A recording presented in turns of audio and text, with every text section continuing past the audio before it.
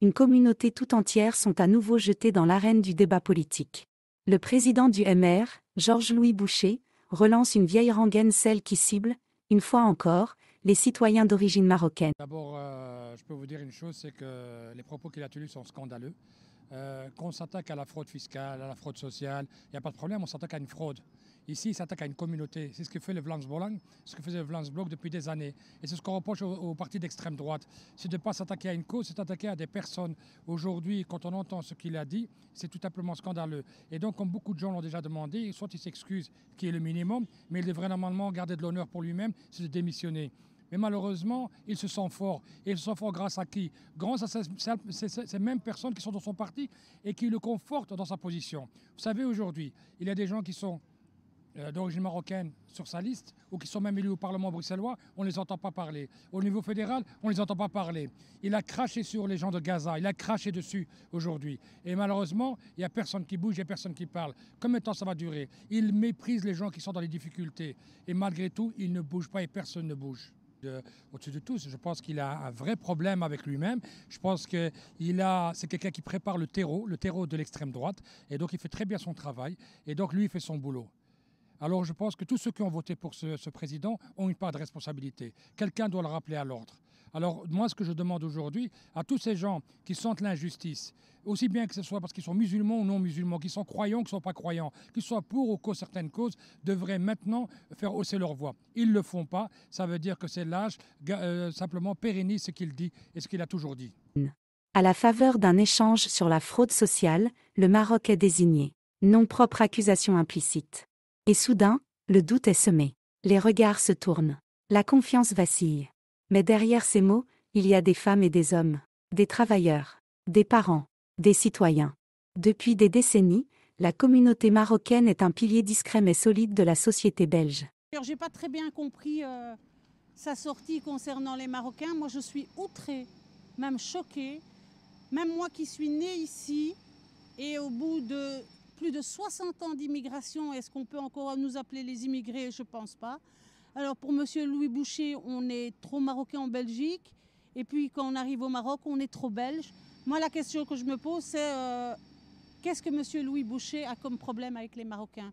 Pourquoi la stigmatisation de cette population? Pendant les périodes électorales, on le voit venir nous courtiser à coups de slogans, qu'il est là pour l'entrepreneuriat. Non, tout ce qu'il fait, c'est nous insulter. Moi, je suis... écoutez, même dans le milieu dans lequel je travaille, on est tous choqués, on ne comprend pas très bien en fait ces attaques. Et pourquoi maintenant en fait? Pourquoi nous attaquent-ils maintenant? Et pourquoi nos maisons, alors que ces maisons ont été construites par la sueur du front de nos parents? Je veux dire, ça fait 60 ans qu'on creuse les pavés, qu'on nettoie, qu'on balaye les rues de Belgique, qu'on fait nos études, qu'on a intégré continuellement. Et tous les jours, il y a une sortie de M. Boucher concernant les Marocains. La citoyenneté ne se mesure ni au nom, ni à l'origine, ni au fantasme politique. Elle se construit dans l'engagement, dans l'effort, dans l'appartenance au pays que l'on fait sien. Les Belges d'origine marocaine ne réclament pas de traitement de faveur. Ils exigent simplement ce qui est dû à tout citoyen: la dignité, le respect, l'égalité. Face aux propos qui divisent, la réponse est claire. La Belgique est plurielle. Et c'est cette pluralité qui fait sa force. C'était assez subtil de parler d'un problème, je dirais, de fraude.